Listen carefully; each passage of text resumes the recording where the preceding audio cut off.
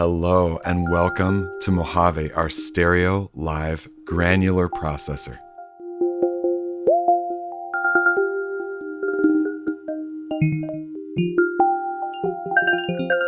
Mic 1,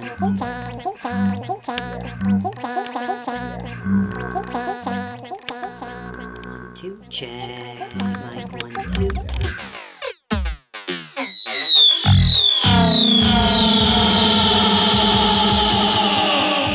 I'm sure you're thinking, a live granular processor sounds awesome, but what does that mean? So let's start simple. Granular processing takes a sound like an oscillator, my voice, a bird, any sound, and chops it up into tiny chunks or grains of sound. You can then take those tiny grains and reshape and rearrange them into all sorts of other wonderful directions. First things first, let's turn up our mix, which of course blends between the dry and wet signals. Right now, I'm going to bring up our mix to 100% so we only hear our grains. We'll go deeper into some fun patch examples at the end, but I've set up a simple patch here to clearly show what each control on Mojave is doing to our sound. The rate knob is our main control for adjusting the grain rate. On the far left of the knob, the grains trigger every 2 seconds and at near audio rate when fully to the right. Simple enough. I want to quickly note that we're running in the default clock mode, which is free running. That means that the rate knob controls a smooth range for the grain rate, regardless of external clock. So next, let's check out how we can quantize our grains to the internal or external clock. If you'd like to swap between a free running or a quantized clock, the clock mode button is where you want to be. Changing from blue to gold, we're now in our external clock mode. The default clock rate in quantized clock mode is 120 BPM. If you want to change that rate, either tap in a new rate here using the tap tempo button, or you can patch in an external clock right here. So the behavior of the rate knob also changes in this mode, turning into a clock multiplier or divider for our grain triggers. There's a couple different ways we can generate grains besides every clock pulse. To generate a grain independently from a clock source, you can either tap the gen button or send a gate signal into the gen input. Let's patch the rhythm output from chance into gen. All right, now we have something a bit more interesting here. Right now, we're hearing both the grains from the gen input and the clock input, but what if I want that behavior to change? That's the gen mode button. The default blue mode, which we called erode, generates grains with both the clock rate and the gen input. If you'd like Mojave to read the audio signal and generate grains based on its amplitude, the green mode, shear, is the one you want. And lastly, our gold mode, called chisel, only generates grains through the gen input and ignores clock rate. So I know you want to know what's happening on the big knobs. Don't worry, we'll get there. I just want to first go over the fundamental controls for shaping grains, and then we'll get into the qubit magic sauce. In the top right corner, the size knob does exactly what you think. It adjusts the size of each grain. The grain size range is relative to the grain rate and ranges from 20 milliseconds to 4 seconds. What's cool about this knob is that the shortest grain size is actually at center of the knob. So if you turn the size knob left from this point, the grains increase in size to 2 seconds, but with reverse audio in the grains.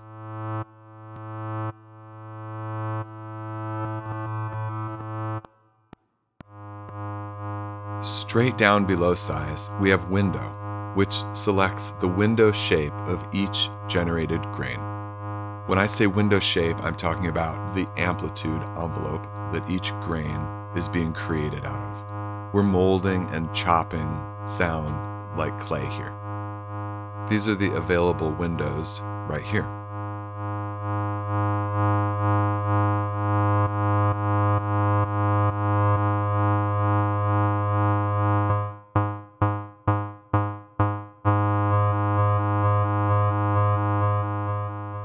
To the left of window, we have speed, which adjusts the pitch of each grain plus or minus 2 octaves. The unshifted pitch position is at center. And if you're looking to hit the octaves on speed, the center Dune LED will light up when an octave is hit.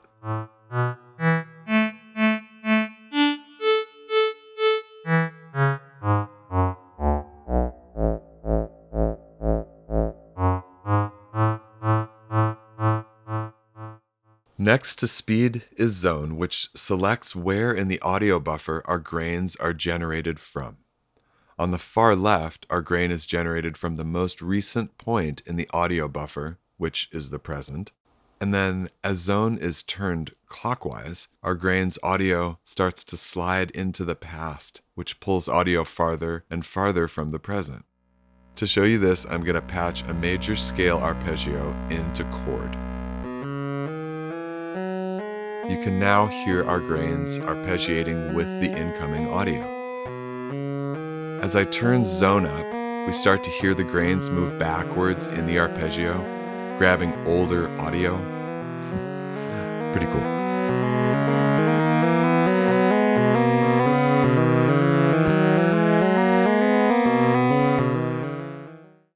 Now that we know how to generate and shape grains on Mojave, let's dive into the real fun stuff, how we manipulate them. At the center of Mojave are 2 larger knobs which give us our macro magic over the granular events, one dedicated for rhythm and the other for harmony. The distribute knob is our rhythmic composer. Turning the knob clockwise increases the amount of rhythmic displacement between each grain. You can turn this knob to create subtle missteps in your granular patterns or crank it to introduce rests, ratchets, rolls, and more. On the other side of the modulation coin is structure, which randomly changes our pitch for each grain generated. The knob doesn't work on probability. It introduces zones of new pitch variations across our knob. At its least, structure produces minimal pitch shifting, which creates chorusing and granular swarms. So as the knob moves to the right, additional variations like octave shifts and random quantized scale patterns and trills and arpeggios enter the fold.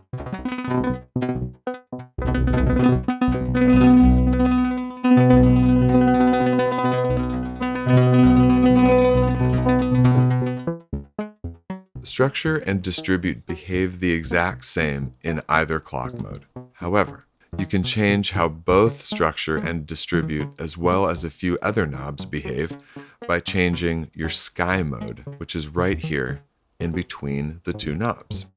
Sky mode determines the quantization and clock-synced nature of Mojave.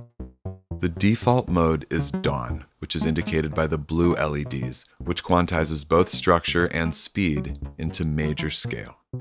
The next mode is day, the green LEDs, and quantizes Mojave to the minor scale.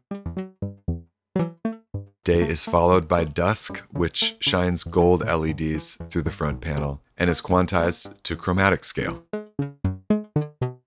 Finally is twilight mode, which is an unquantized version of Mojave. This is the mode to use if you want to get experimental with granular synthesis. Right below distribute is drift, which increases the percentage for grains randomly jumping around in the audio buffer. When the knob is fully counterclockwise, no buffer drifting is occurring. As the knob is turned up in the quantized clock mode, drift begins to randomly jump around in the buffer in quantized distances. Let's patch our arpeggio back in and listen how the melody begins to jump around.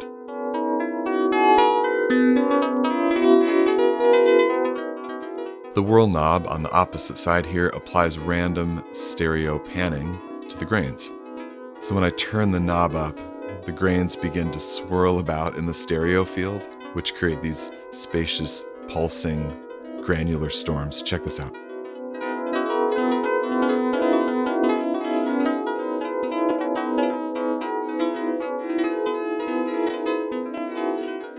Now, you may have thought I forgot about the little knob in the top left here. Don't worry, I haven't, because the Gus knob is sweet. It's an end of chain effect, either providing feedback or reverb.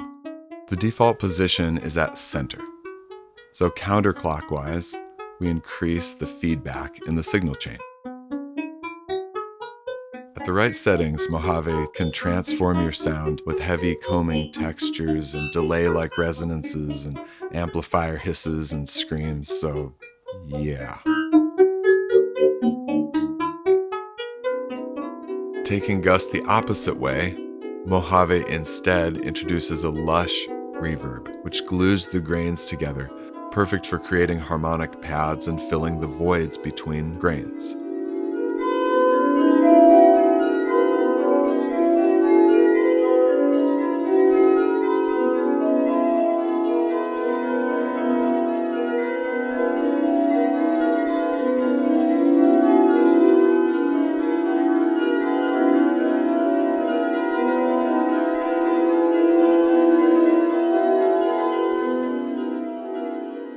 Now, it wouldn't be a qubit module without a freeze button, and we really outdid ourselves here.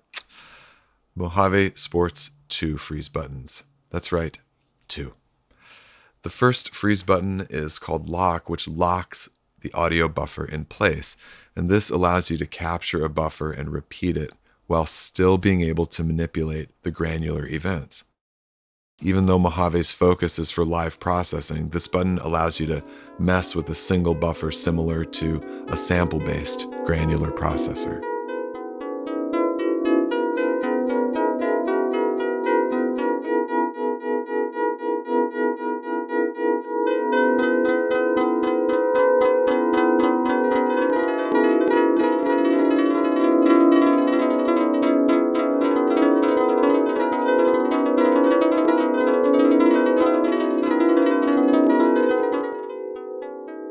The second freeze button is aptly named, freeze.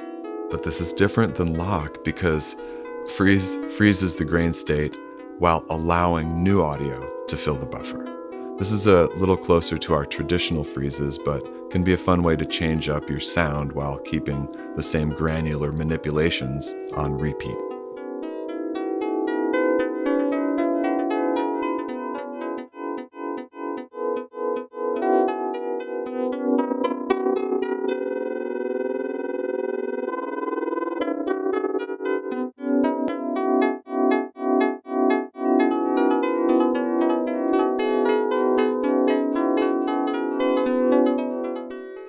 And just like Nautilus, Mojave has a unique CV gate output called Dune.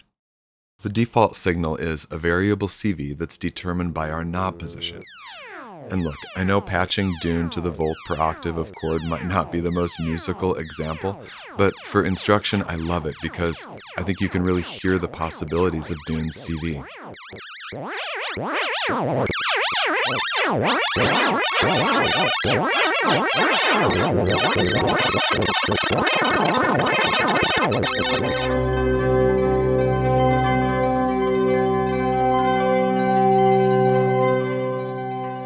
Unlike Nautilus, Mojave has an alternate method for injecting audio into its granular sandstorm. Just above the USB drive is a microphone, which allows Mojave to capture and manipulate live audio.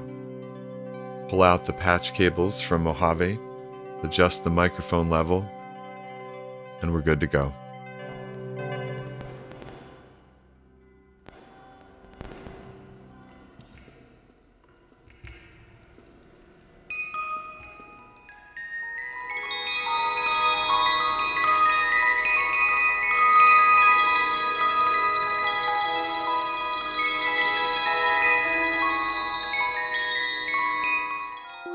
Okay, we've learned a lot, and now it's time to relax and listen to some patch examples with Qubit's own Michael Carell.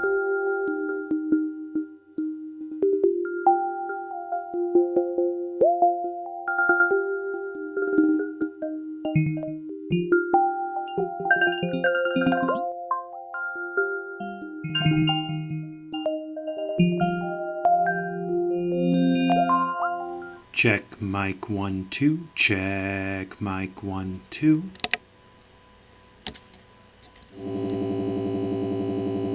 No. Okay. Check mic 1.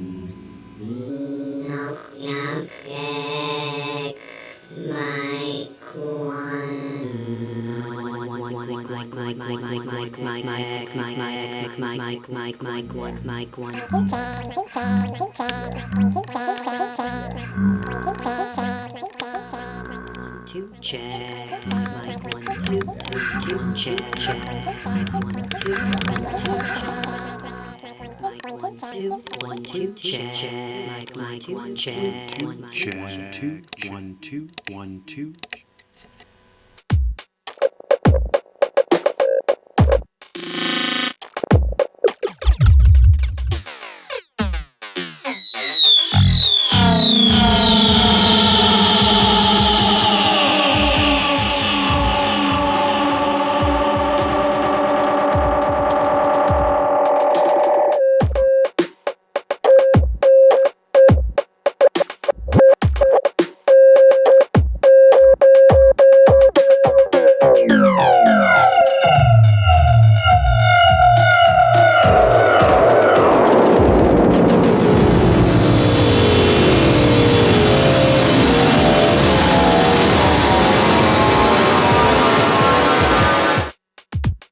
Thanks so much for checking out our introduction to Mojave.